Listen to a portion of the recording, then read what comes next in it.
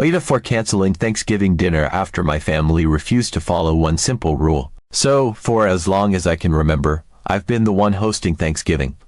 It's kind of become my thing in the family, you know? Every year, I look forward to planning the menu, getting my kitchen prepped, and setting up my home for all my family and loved ones.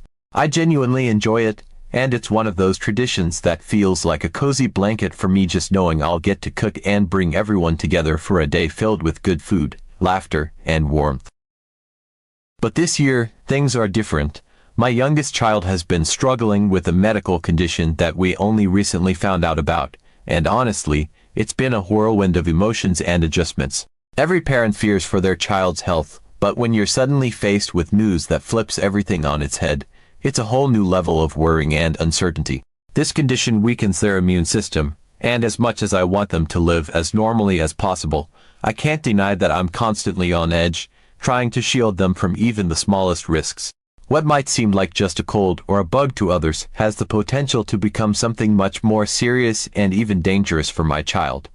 Even a few sniffles or a cough could mean days in the hospital or complications we don't even want to think about.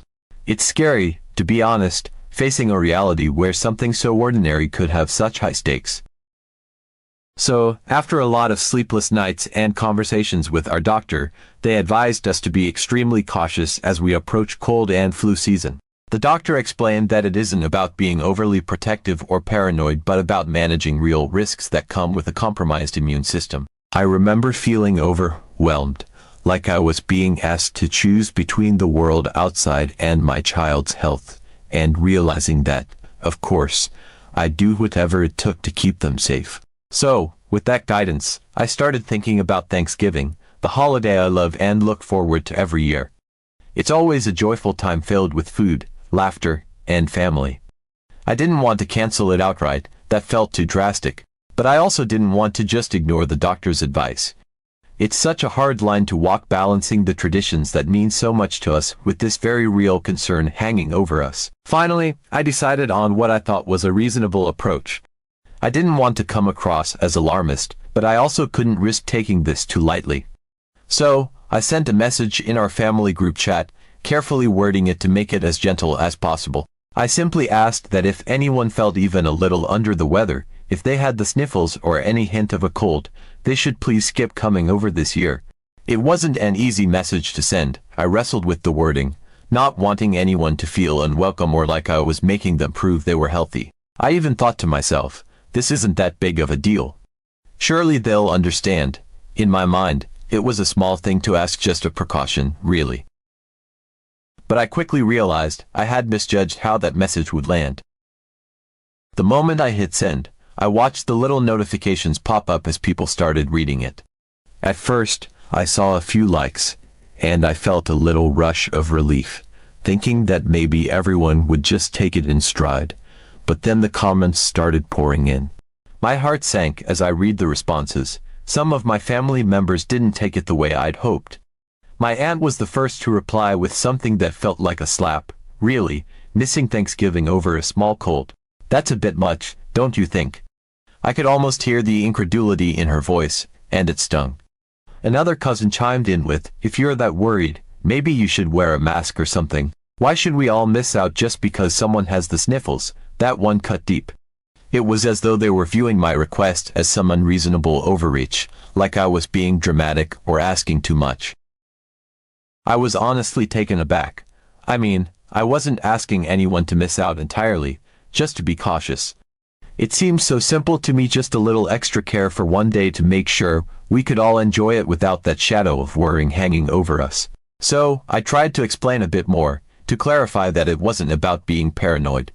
I wanted them to understand that, for my child, even a small cold could mean serious health complications, that it was different for us now. I tried to be patient, to keep my tone gentle, emphasizing that I wasn't overreacting but rather doing what any parent would do in this situation. I reminded them that, from our perspective, this wasn't just about avoiding a little inconvenience. It was about protecting someone who simply didn't have the luxury of handling illness the way most people could. But then, as if on cue, the jokes started rolling in, almost like they had decided to turn my serious, heartfelt message into some kind of group comedy routine. My uncle, who has always been the one to push buttons and stir things up in the family, sent a message that read, "So, what, if I sneeze, you'll throw me out of the house," followed by a laughing emoji.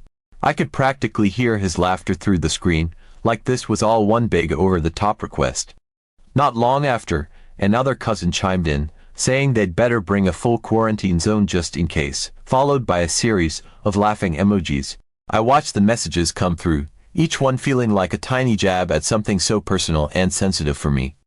They probably thought they were being funny, that it was all in good fun, but as the jokes continued, it felt like they were completely missing the point. Every lighthearted comment, every emoji felt like a brush off of what I tried to communicate so carefully. I could feel my patience thinning, my chest tightening with frustration and a bit of sadness too, knowing that they didn't seem to get it, or worse, they didn't want to. Even so, I took a deep breath and tried to keep calm, telling myself that maybe they were just trying to lighten the mood, even if it was at my expense. I replied again, trying to keep my words straightforward yet firm. I told them that this wasn't some absurd rule or an overreaction, but a necessary precaution.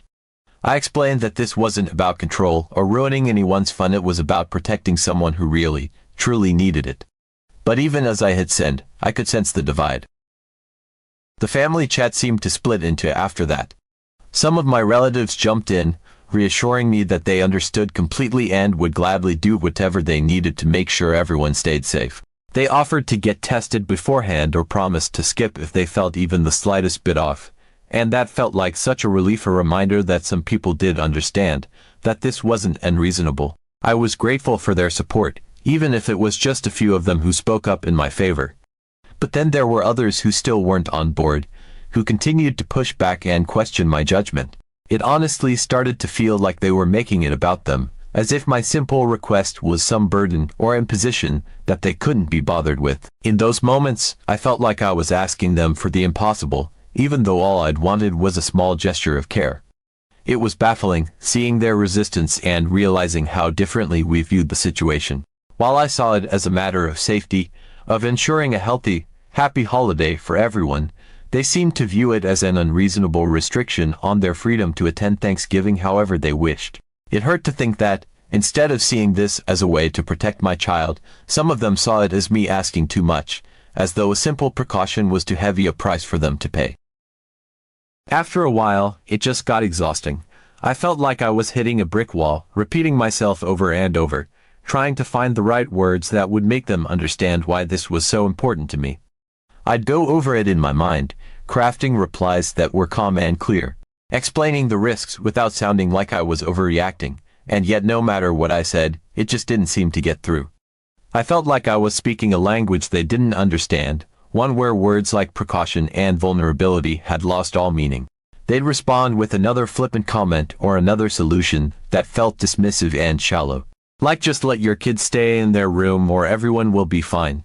It was infuriating to feel like my words held so little weight with people who were supposed to care about us, about my child.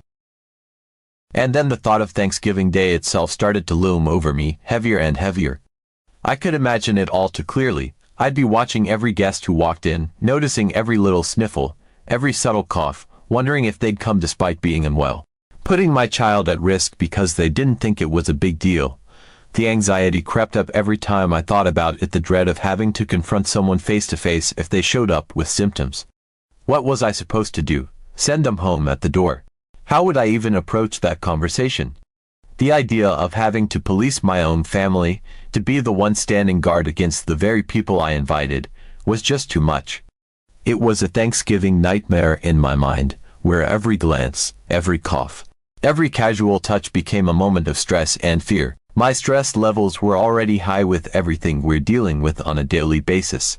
The constant vigilance, the extra precautions, it was all exhausting enough without adding a holiday gathering into the mix, one where I'd have to spend the whole day worrying about whether someone would accidentally put my child in harm's way. Thanksgiving was supposed to be a time of comfort and connection, a day when we could all relax together and be grateful for each other.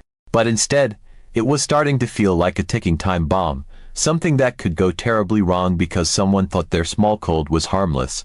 I didn't want to spend the holiday stressed and on edge, unable to enjoy a single moment because I was too busy scanning the room for potential health risks. So, after a lot of back and forth in the chat, I made a decision.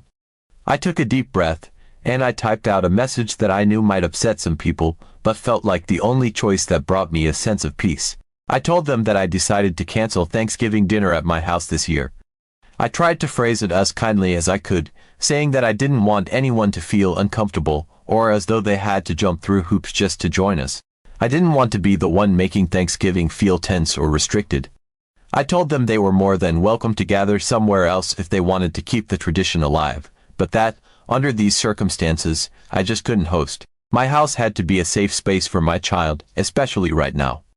I wasn't willing to compromise on that, not even for one day. You'd think that would be the end of it, right? That once I took myself out of the picture, they'd simply make other plans and move on. But of course, that's not what happened. Within minutes, a new wave of messages flooded in, each one laced with frustration, disappointment, and even anger. Some family members accused me of being too dramatic, saying I was ruining Thanksgiving for everyone over something so minor. My aunt, who had been vocal from the start, was the first to throw out an accusation, telling me that I was overreacting and making this way harder than it needs to be. She even suggested that my child could just stay in another room or something, as if isolating my own child on Thanksgiving was a reasonable solution. That one hit hard, honestly. Her words felt like a slap, like she was dismissing everything I tried to communicate. She knew the challenges we'd been facing, knew that our lives had turned upside down with this diagnosis, and yet, here she was, making it seem like the simplest thing in the world to just put my child in another room while the rest of us enjoyed Thanksgiving together. I felt a lump in my throat as I read her message. I didn't respond, partly because I was getting too emotional and didn't want to say something I'd regret, but also because I just didn't have it in me anymore to keep explaining, to keep justifying why my child's health mattered more to me than a holiday dinner. There were a few family members who really came through for me, though, and those messages felt like a lifeline in the middle of the chaos. They reached out privately, in messages that were quiet and thoughtful, saying that they understood what I was going through. They told me they supported my decision, that they knew how terrifying it must be to feel like my child's health hung in the balance of every little decision. Some of them offered to do whatever was needed to make sure my child was safe, whether that meant getting tested beforehand, or staying home if they had any doubts about their health. A couple of my cousins even went out of their way to remind me that family should be about supporting each other, especially during times like this, and that if a simple change of plans was what I needed to protect my child, then that's what mattered. I honestly can't put into words how much those messages meant to me.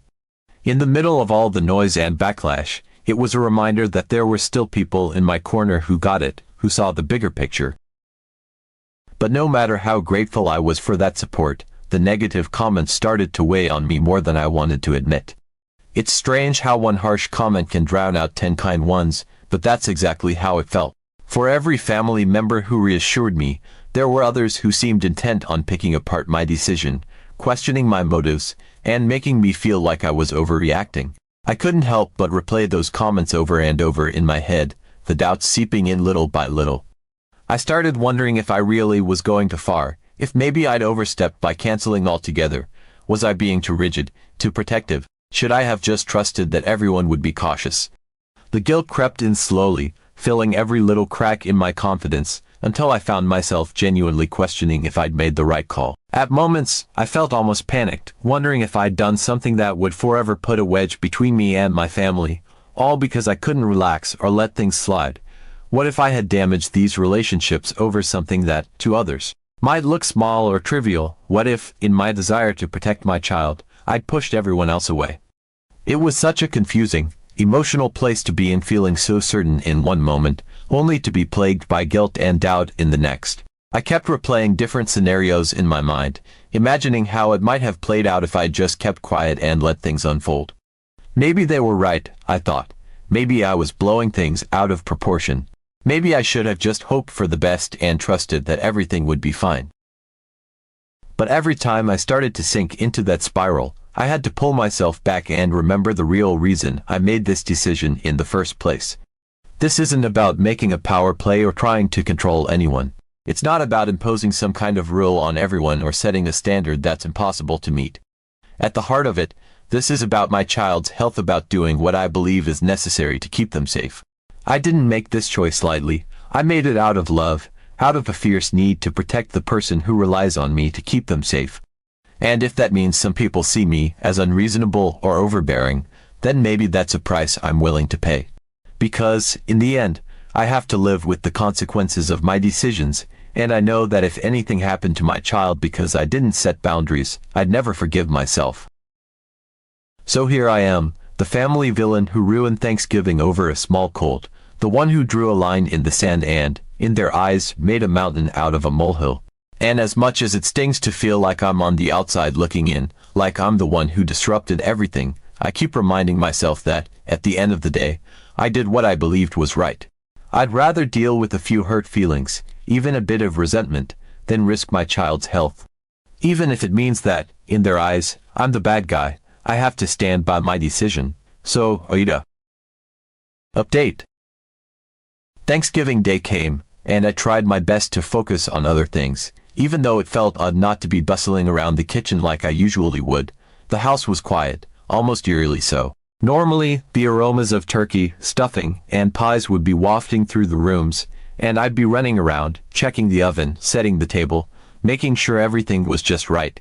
But this year, with no one coming over, I tried to keep it simple, maybe even have a little peaceful day with just my immediate family. I figured we'd have a small, quiet meal together, something low-key for once, and hopefully, I could let go of the stress that had been building up since I canceled the main event. But then, out of nowhere, I heard the unmistakable sounds of car doors closing. My heart sank as I looked out the window and saw several cars pulling up to the house. One after another, familiar faces stepped out: my aunts, uncles, cousins. Even my uncle who had joked about sneezing his way out of the house. They were all carrying containers, covered dishes, and bags, some balancing casseroles and trays of food as they walked up to the front door. I felt a strange mix of shock and disbelief. I'd been so clear in the group chat, explaining why I couldn't host Thanksgiving this year, why it was important for us to be cautious. I'd even canceled the dinner, as far as I was concerned. So, seeing them all here, dressed in their Thanksgiving best and carrying food as if everything was normal, was surreal. I didn't know whether to feel angry, confused, or maybe just overwhelmed. They barely paused when I opened the door. With cheerful smiles and greetings, they filed in one by one, as if they hadn't even noticed my stunned expression. It was like they were on a mission, carrying on as if they'd been invited, as if I hadn't sent that message at all. Each of them headed straight to the dining room, placing their dishes down on the table, arranging things like it was any other Thanksgiving. They moved around with a sense of purpose, unwrapping bowls, setting out utensils, filling the space with a bustle of activity and chatter. For a second, I just stood there, trying to process what was happening. I'd told them, hadn't I? I'd made it clear. But here they were, in my house, ignoring every bit of caution I'd pleaded for. I could hear them laughing, catching up with each other, talking about the dishes they'd brought. Someone had even brought a turkey and had gone ahead and put it on the table without asking. There was pumpkin pie, mashed potatoes, green bean casserole, everything that would have been on the menu if I'd hosted, only now, they brought it all themselves, completely ignoring my request to keep Thanksgiving low-key this year. I couldn't believe it. It was like they'd collectively decided that my home was still the designated spot for Thanksgiving, whether I agreed to it or not. Finally, one of my aunts noticed me standing in the doorway, looking completely dumbfounded. She came over, casually explaining that they hadn't wanted to let a little misunderstanding ruin the holiday. As she put it, they decided that if I wanted to sit out on Thanksgiving, that was my choice, but that didn't mean they had to. They were there to celebrate Thanksgiving for themselves, and they weren't going to let anyone cancel it for them. The message seemed clear. They saw my decision as a personal choice that I'd made for myself, but as far as they were concerned, Thanksgiving was still on, and if I didn't want to join, that was on me. It was a strange and unsettling feeling, standing there in my own home, realizing that my family had taken it upon themselves to carry on with Thanksgiving here whether I liked it or not. I tried to explain, tried to get across why I had canceled in the first place, but they brushed it off with quick reassurances that everything would be fine, that I was overthinking it. They acted like this was just another Thanksgiving, as if I hadn't said a word about my child's health or our need to be careful. I felt a surge of frustration rise up inside me, a mix of anger and helplessness as I watched them continue to set up, arranging the food on the table, pouring drinks, laying out plates and silverware. I could see that I had a choice. I could keep trying to fight them on this, which didn't seem to be going anywhere, or I could just let it go, at least for now. The atmosphere was so strange, cheerful and light for everyone else, tense and confusing for me. They'd made it clear that they weren't leaving, and any protest on my part was either dismissed or ignored. They were in the middle of their celebration, already halfway to Thanksgiving dinner with everything set up, and I was left with the uncomfortable realization that, short of throwing them out, there wasn't much I could do. I felt defeated, like I'd been backed into a corner, my own decisions completely disregarded in favor of their idea of family tradition. So, I reluctantly agreed to join them. I sat down at the table, surrounded by the food they brought, trying to let myself get into the spirit even as a mix of emotions churned in the back of my mind. The irony wasn't lost on me. Here I was, at a Thanksgiving dinner I'd tried to cancel, sharing a meal with people who'd gone out of their way to ignore my wishes. It was a strange, surreal experience. I went through the motions, filling my plate, passing dishes around, but there was a lingering sense of unease that I couldn't shake. I watched my relatives laugh, talk, and carry on, oblivious to the tension simmering under the surface, and I wondered if they truly believed this was normal, if they actually thought they were doing the right thing. As dinner went on, I tried my best to be present, to join in the conversations, to smile at the stories being shared. But it felt like I was sitting at a table that didn't belong to me, in a home that had been momentarily taken over. Thanksgiving was happening around me, and I was just a reluctant participant, pulled along by their determination to celebrate no matter what. I could see my child enjoying the food, joining in on the fun, which was a relief in a way, but even that didn't ease the unsettled feeling entirely. It was as if they'd all collectively decided that my boundaries didn't matter, that as long as they wanted Thanksgiving here, that was what was going to happen. I couldn't shake the sense of being dismissed, of having my concerns minimized and pushed aside for the sake of everyone else's holiday. By the end of the evening, I was exhausted, emotionally and physically drained from the strange, uncomfortable experience of hosting a holiday I'd tried so hard to cancel. My family eventually packed up and left, taking their dishes and leftovers with them, as if they'd been at any other Thanksgiving gathering. They gave hugs, said their goodbyes, and went. It was over, just like that, and I was left to process what had just happened, unsure whether to feel grateful, angry, or maybe even a bit betrayed.